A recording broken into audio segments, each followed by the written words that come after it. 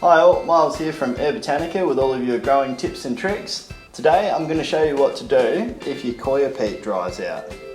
Now there's two things that may cause this. Firstly, your wicking disc might not be sitting flush against the false floor at the bottom of the pod.